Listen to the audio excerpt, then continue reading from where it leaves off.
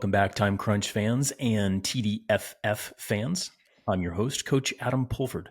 This week, it's all about the FOM, the Tour de France Femmes avec Zwift, that is. And with me again for all these special edition episodes is my co-host, Renee Eastman. Hi, Renee. Good morning, Adam. Hey, everybody. And if you've been joining us for the past several stages, thank you. We hope that you're really enjoying it. And if so, please share it with a friend. That helps to grow the show even more. And if you have any questions for us on all things Tour de France Femmes avec Zwift, women's racing, training, or physiology, feel free to drop it in the comment section on Instagram or YouTube, or head over to trainright.com/podcast and click on Ask a Training Question.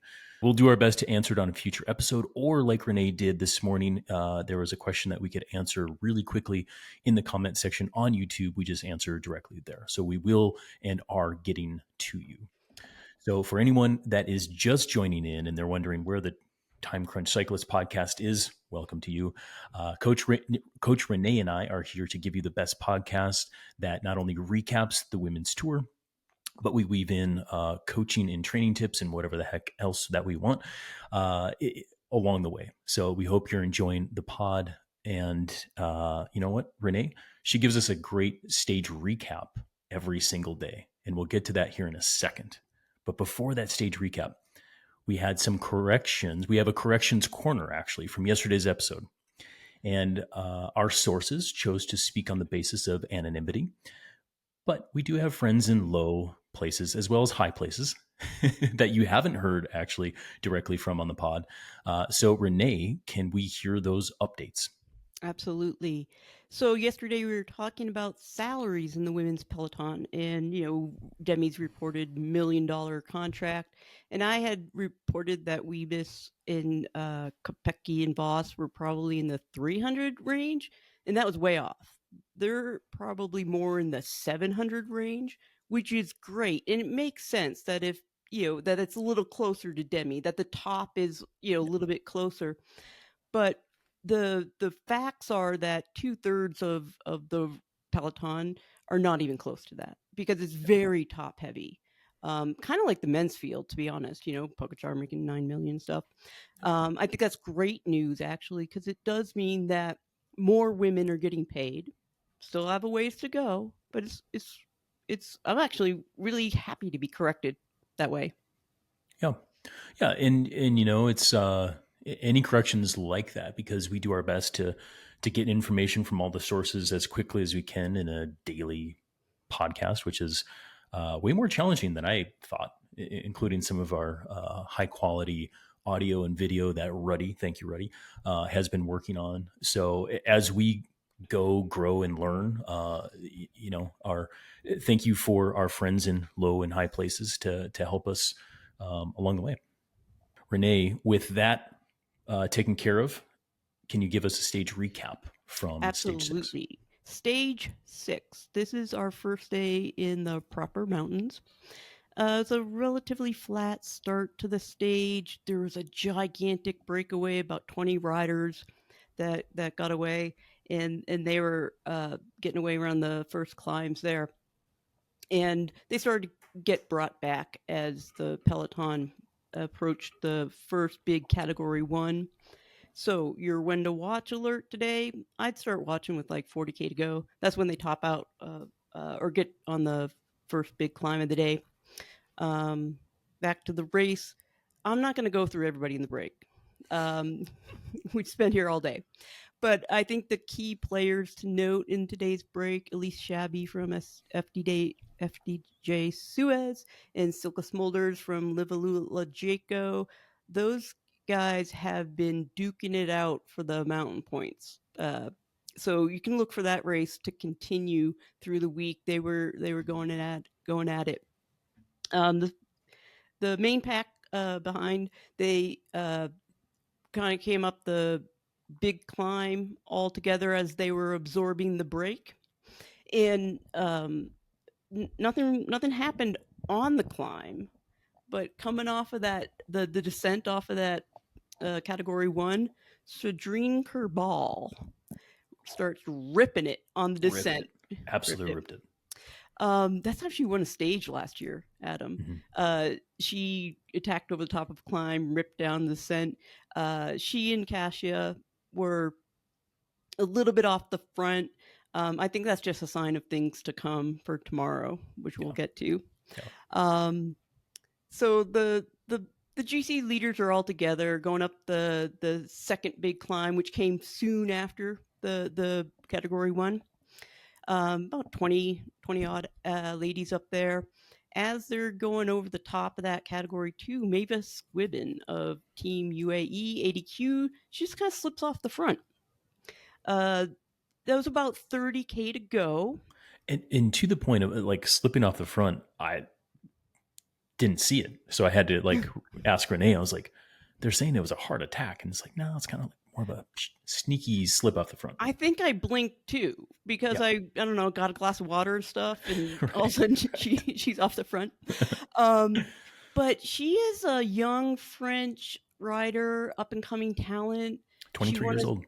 Yeah, won a stage of the Ardèche last year, and she was second in one of the big mountain stages in the Tour last year as well. So keep an eye for her.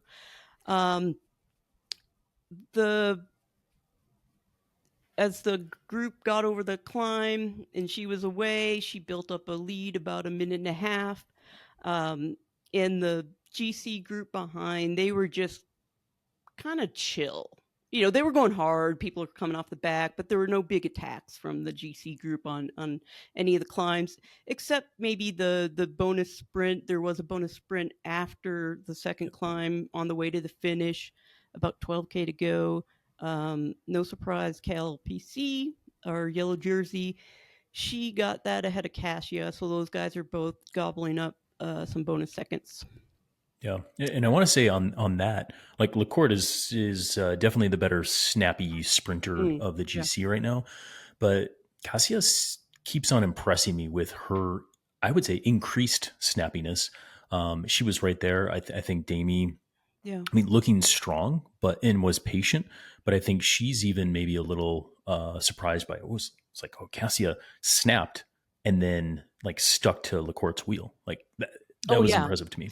Yeah. She has, I've noticed that too. That she's got a little bit more pop, because Cassia in the past has been known as not sprinter. Like she, steady, good, always there, consistent, great bike racer, but not snappy.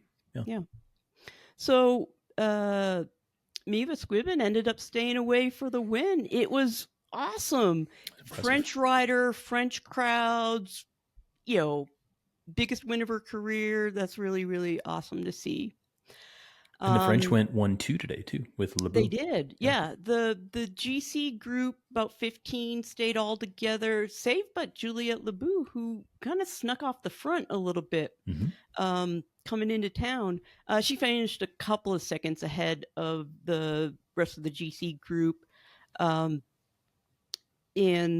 Lacourt sprinted for third, so she, again, getting a couple more bonus seconds. So by the end of the day, the jerseys remain the same.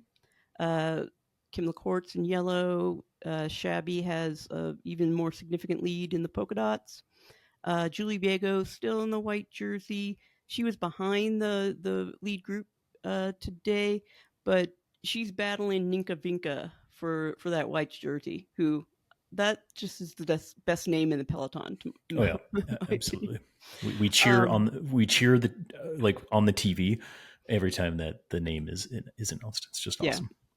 So the only other change in the top 5, Adam, was Cassia actually leapfrogged Demi. She's in third now, just on the bonus seconds. Yeah, which was again super smart, very crafty. I love that move.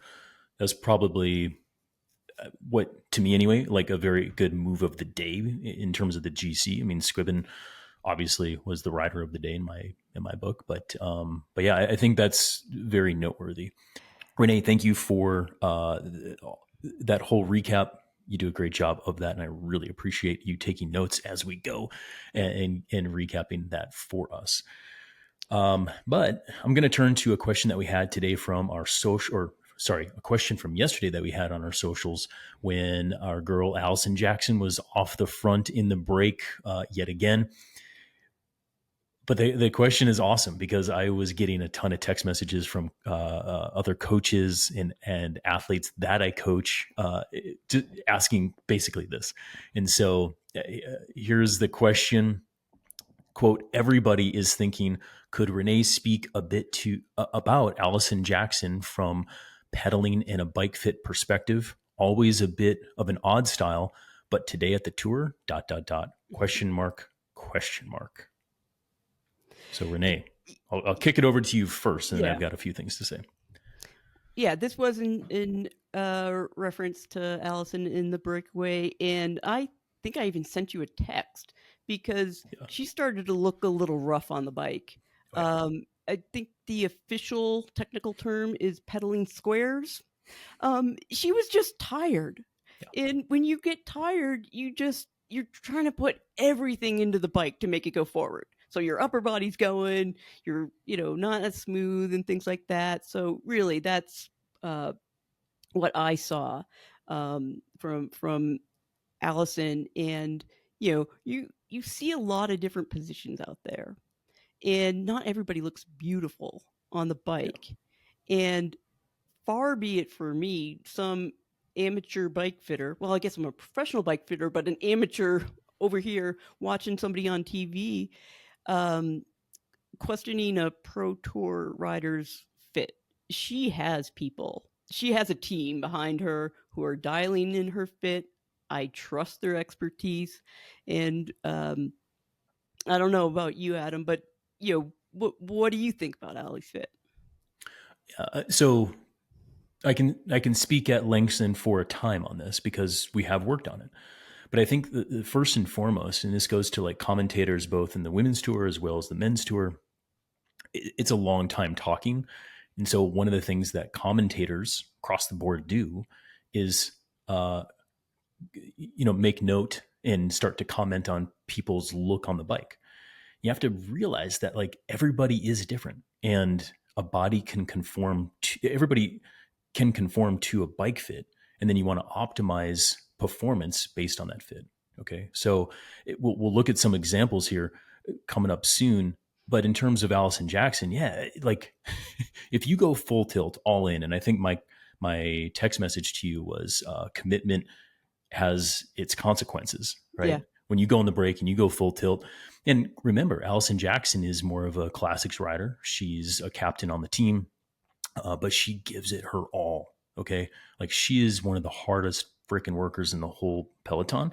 And she was a farmer. She's a Canadian bison farmer. Okay. So when she goes back, she's got to wrestle chores. And yesterday she was wrestling her bike. And I wanted to ask her if we could talk about some of these bike fit things. But she was already in bed by the time we decided to talk about this. And I didn't want to blow up her phone before the stage. So I'll just say this. We've worked on her fit over time. And there's a few things that we tried to change. It didn't work, kind of made it worse. Shorter cranks on the time trial bike was good, and that felt appropriate. But when we went shorter, that was bad. So then we went back, and I think we're at 165. And Allison, I know you're listening, so you can correct us on the crank arm length on both your road bike and your time trial bike if you want. But we've been working on that, right? In the end, she's aero, she performs well, and she feels good. You can get a rider into a more aggressive position, but when they don't feel good, the lower back hurts or they can't produce power over time, it ain't going to work. So you go back to where they feel good and produce that power. Two last things is there's how you look and then how you perform. So a couple of things that we did work with her was her cadence. We went toward higher cadence because she was getting bogged down oftentimes, both in hill climbs and then in exit speed. So using high cadence drills and just getting on the moto, with speed work and things like this, and changing her habits coming out of corners to get on the cranks a little bit better and a little bit more snappy. That has made a big difference.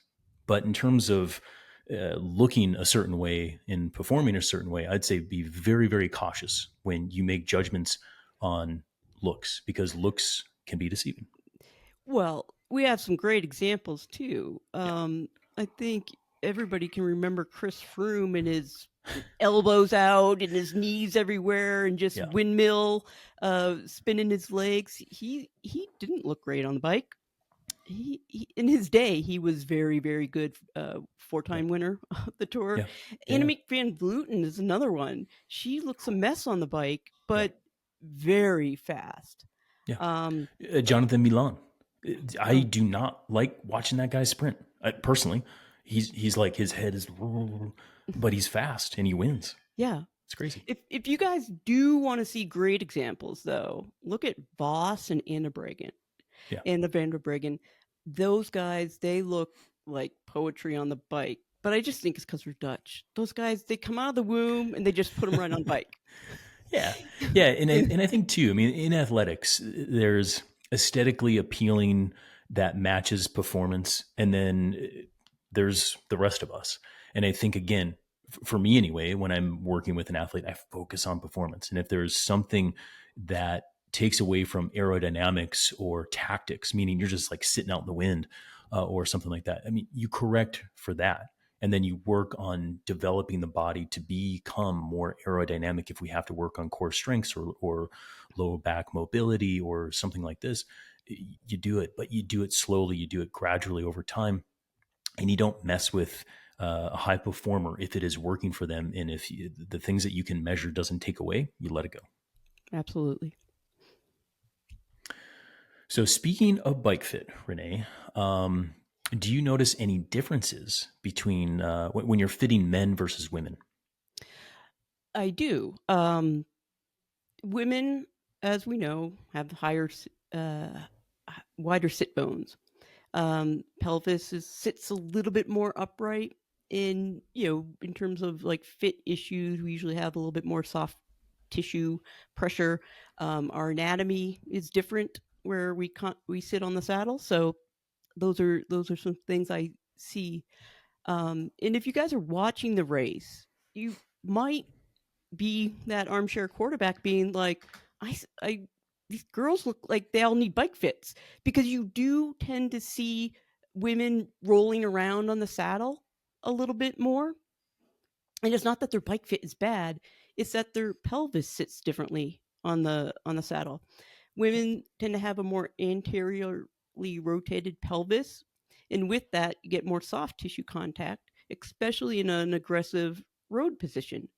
So instead of sitting squarely on their sit bones, there's more pressure up front, and that causes them to shift and move around a little bit more often.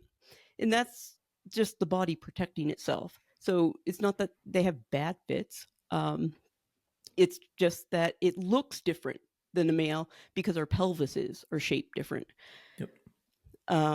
So it and there's been a big change in some technology, especially like with the specialized power saddle coming out, and Alison Tetrick had a lot to do with that innovation, working with Specialized, for example. So there's innovations to help with the difference in anatomy in men versus women when it comes to bike fit, and I think that it's still evolving as well. Yeah, and this is not, we are not sponsored by Specialized, but I will say this, that Power Mimic saddle, like, it works for like 8 out of 10 women who are dealing with that, so that's a free tip for you guys. So, yeah. So girls, next time you're on the group ride and some guy rides up to you and is like, hey, your saddle's too high because you're rolling around on the saddle, feel free to tell him to shove off as you drop him on the climb. I fully endorse that. Yeah. The only other thing I wanted to add about bike fit, bike sizing for ladies, like a woman's bike, they don't really exist anymore. And if they do have a bike that's marketed towards a woman, it's usually just the touch points, smaller handlebars, maybe a different saddle that comes stock, maybe it comes in pink or purple. Those are the main differences. You're looking for a size of frame that matches, your height. And just a broad generalization is women tend to have longer legs and shorter torsos than men. So if you're between sizes, I'll recommend that a woman goes down in size often, because on the bigger bike, you're going to run into a reach problem. Like the top tube is just going to be too long. You're going to end up with a 50 millimeter stem. So that would be the only difference I'd really say there. The bottom line on fit, it's to the individual. It's not really about gender. Yep. Fully agree with that. And shameless plug, if you have any bike fit consultation desires, feel free to reach out to Renee Eastman, and you can find her contact information on trainwright.com. But yeah, she can definitely help you if you're looking for a new bike, you want to get a bike fit, especially in Colorado. I would definitely go to her because she is a professional bike fitter and she fits both professionals and amateurs. So Thanks, Adam. yeah. So maybe somewhat delicate question, but also just a real question, is how a bike fit might change for women, especially saddle issues after having a baby.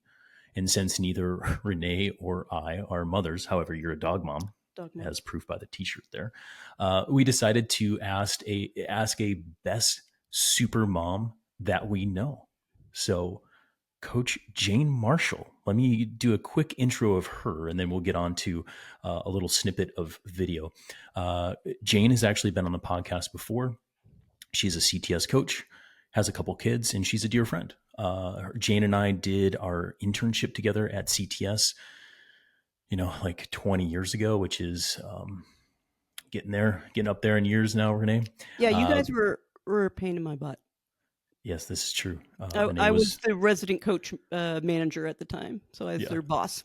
Yeah, so we were messing up a lot of things at the time, and I needed a lot of mentorship, and Renee was there for me, which was awesome. But for better or worse, Jane and I stuck around at CTS, and we learned and we grew with the best of them. We became good coaches, and now Jane is still a full-time coach as well as a mother, and she had her kids and came back to competition. Coincidentally, I coach Jane as well, and she's still at the top of her game and in Colorado. And it's awesome to see. She used to be a pro mountain biker, went on to be a coach, then had her kids, then came back. And I definitely saw a boost in anaerobic power, VO2 power. And after the first child, and it was fun to see the physiological changes in that. And so with that said, let's cue the first video from Jane. One of the biggest things that I've passed along to other moms who've trained and raced bikes before kids and then after kids is like, go redo your bike fit after you have a baby. I would guess that your saddle width and your sit bone width changed. So that was a big thing for me after my first. I went to a wider saddle size after a couple months of battling saddle sores and just discomfort and pain, and it made a huge difference. Your body changes after you go through childbirth, and it's worthwhile to get that checked out, get it measured, make sure your bike fit is comfortable after you have kids. Well, that's great advice, as always, from Coach Jane. Getting a bike fit after a major change like having a baby is great advice, but that's good advice for any athlete after a huge change. And that could be an injury, a knee replacement, or just when things aren't feeling right. Renee, how can an athlete find a good bike fitter in their area?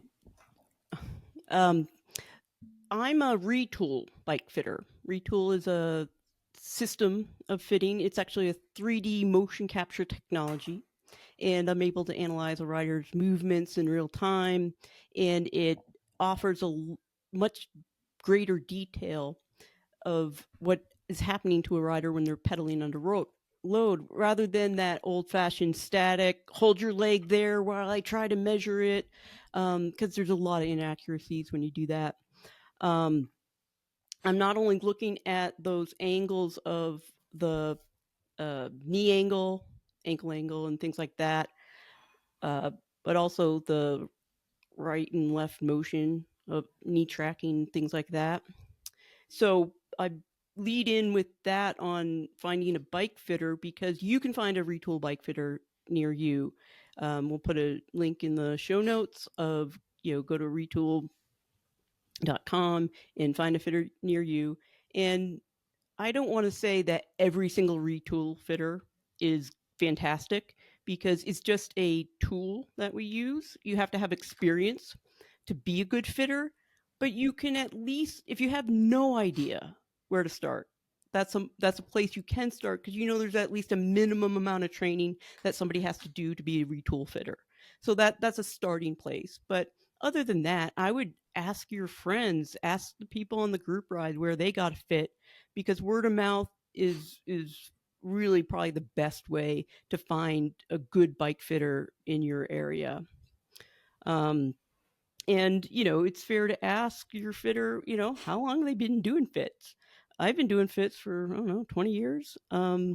Way better than I was 10 years ago.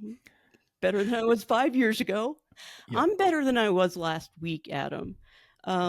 Just recently, I had a para triathlete, above the knee, Challenging. amputee both legs. He challenged my fit process. I had to put on my thinking cap. I had to learn some new things, and that's what is really counts with the fit, is experience. And I'm still learning with every athlete I fit, from the beginners to the pros. I probably learn more from the beginners because they have more problems. Very true. And two quick side notes here. Since I live in the DMV area, which is DC, Maryland, and Virginia, if you're a DMV rider and you're looking for a good bike fitter, Stu Waring over at Parvilla Bikes, I refer a ton of athletes over to him. He's super good. He's hard to get into. Kerr Son is another really good bike fitter at VeloFit. He's in Reston.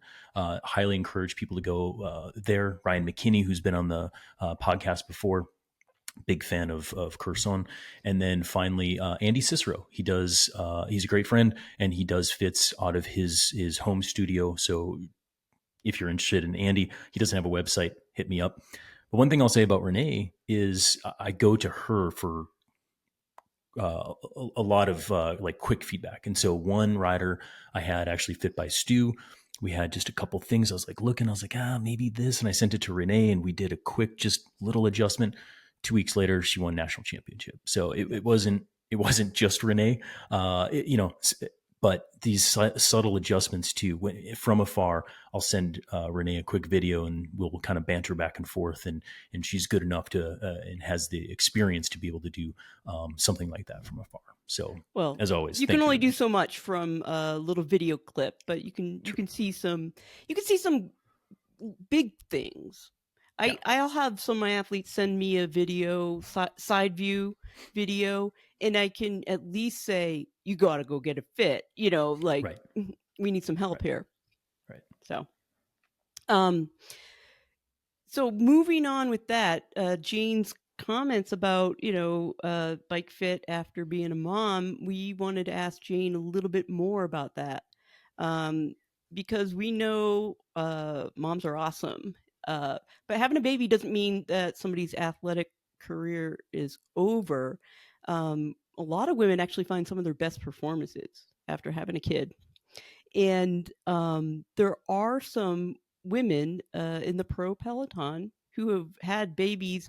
I think there's only one in the race this year, Odd Bionic from Movie Star. She was in the break on stage 1. Mm-hmm. I was expecting to see Lizzie Dagnan, who is famously a mom. She has a couple of kids in the race, but she retired right before the race started because she's having another baby. She's an example of somebody who, she was a world champion before she had a baby, and then she had at least one or two of her kids, and then she ended up winning the first women's Paris-Roubaix. So she came right back up to the top. And there are some others that Ellen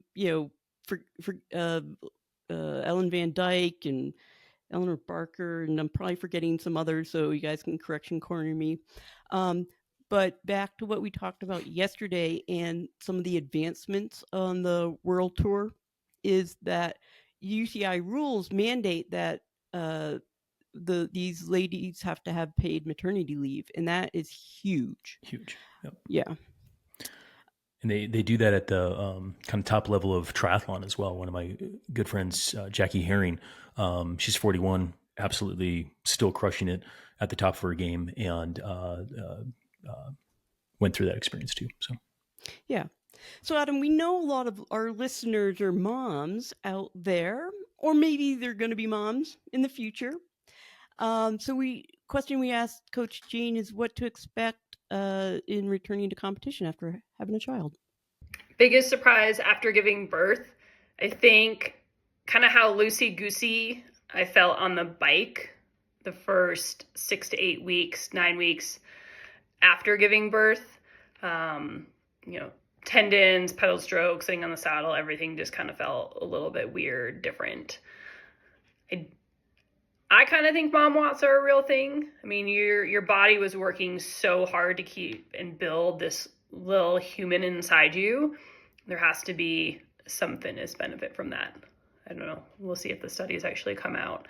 I think after Sydney, my second, I did some of my best anaerobic power ever. I think 6 months postpartum, I'd have to look back at training peaks. Compared to an injury, I feel like coming back, just feel fitness-wise after birth is easier. At least it was for me. Keeping, losing the weight, all that was pretty easy through breastfeeding. Other women really struggle with that. And that would be super challenging, kind of balancing the nutrition needs, feeding the baby, the sleep deprivation, going out and riding and enjoying on very little sleep and needing that and seeing how little you can function on was surprising. Not a good or bad thing, but just a thing. And yeah, just how resilient and how fast, if you work, the body can bounce back. Jane is right. Mom watts are a thing. But there's actually research behind it. Changes happen to the body during pregnancy. Some of the changes are similar to what happens with endurance training on the cardiovascular side. We're going to see increases in blood volume and cardiac capacity. Blood volume increases by 40, 50%. Red blood cell volume by 20 or 30%. Now, hematocrit's going to drop a little bit just due to, dilution effects. But that EPO increase during pregnancy will stimulate red blood cell production upwards of like 150%. It's pretty wild. From baseline. Yeah. So even though, blood volume and red blood cell count goes up during pregnancy, somebody's top end fitness VO2 max usually stays the same or drops a little bit during pregnancy. The body's under a lot of physical stress, and most women are not doing power intervals during pregnancy. However, postpartum athletes will tend to see a rebound 1 to 12 weeks after delivery. Red blood cell volume remains elevated, about 5% above pregnancy. VO2 max and maximum power can improve by 5 or 6% from pre-pregnancy, especially when somebody's training and returns to training and does some intensity. That you have to do that to get those improvements. The reasons are it's because the higher blood volume sticks around for a while, as well as the elevated EPO levels. It isn't doping. It's just the body's natural response to what happens. And, there's also some changes that happen with the heart. There's a little bit of increase in stroke volume too. So all those adaptations with carrying more blood oxygen in your blood and then pumping it out more means better performance. And there's a lot of research that shows that these changes can stick around for about a year after having a baby. Yeah. Mom doping is a thing, even though it's not really doping. But I think like having coached a few people through this now, I think again, those, you don't have a child to get those benefits, obviously. But if you do it right, you can capitalize on those benefits. And I think when you're doing it right, I mean, I am not the man that's going to sit here and mansplain how to have a baby and return to competition. But I will say I listen to my athletes and I encourage them to keep training normally as much as tolerated, up to the point where we just got to, back it down, not do power intervals in their third trimester and this type of thing. And also just encourage them that, hey, not all is lost. Here's what the research says. And as soon as they're comfortable in getting back to a regular exercise, first, like, hiking, maybe a little bit of running, just return back to good habits. Then we get the bike fit done, change things there. And then we just build back on the individual basis of, building back the aerobic system and miles, total volume, all this kind of thing. Then we do some testing. And I think through the testing and seeing some bigger numbers, soon enough, I think that helps to build the confidence, using these data points to reassure the athlete that, not all is lost, including your identity as an athlete after pregnancy, because it certainly isn't. And if you time it right, you do it right, you keep good habits, and you keep yourself kind of in the guardrails of stuff. You could have a amazing year after that first child. Absolutely. Well, we got to thank Coach Jane for contributing. She's a good friend of mine as well. And just, fun fact about Jane, she's 4-time age group national champion. Yep. She's won both before and after having children. So That's true. That is true. Moms are winning. Moms are winning. And shout out to all the moms out there. We wouldn't be around without you, and we love you dearly. So also, fun fact, Hi, my mom and her sister are in town this week. So I've had the joy of explaining bike racing and the Tour de France Femmes avec Zwift to them. I'm not sure that they fully get it, but they're watching and they appreciate it. So how about that? it's awesome. My sister watches the tour just for the scenery. Just for Doesn't that's great. care about the race, just the scenery. And that's a perfectly good reason to watch. Perfectly good reason. Absolutely. So looking ahead, can you bring us into the next stage 7? Should be another good one, another GC day, because we are still in the mountains. The stage tomorrow, the first 90 kilometers, first 50 miles or so, flat and rolling. But it does have 3 climbs near the end of the stage, last 30 miles, 50 kilometers or so. The main feature of the day is Col du Grenier. It's 9 kilometers, 5%. So it's not going to be like super hard climb, but it is 15 or 20K downhill to the finish. So after what we've seen the last couple days, I think we could expect some people going full send on that descent. I would expect the best GC descender to win. Who would that be, in your opinion? Cassia. Mm-hmm. But since I have Cedrine Carbal on my fantasy team, I'm going to just give her a pick. Yeah, she'll be up there. Also, I'll say this, when it comes to working on tactics and all this kind of stuff, one of our tactics with Allison Jackson was to basically follow Kerbal down all the descents during team camp leading up to the Tour de France. And she's like, man, I'm getting better, but holy cow, it's scary, right? So at that level, sometimes you just need a good wheel to follow and you point it downhill. So yes, I definitely agree with you. Cassia's going to be up there. I have to look at the stage for tomorrow. I did not, but the way that she's descending and ripping, and she has some snap, I might be putting my fantasy tour on Cassia Niewiadoma Finney. That's a good pick. Yeah. Okay.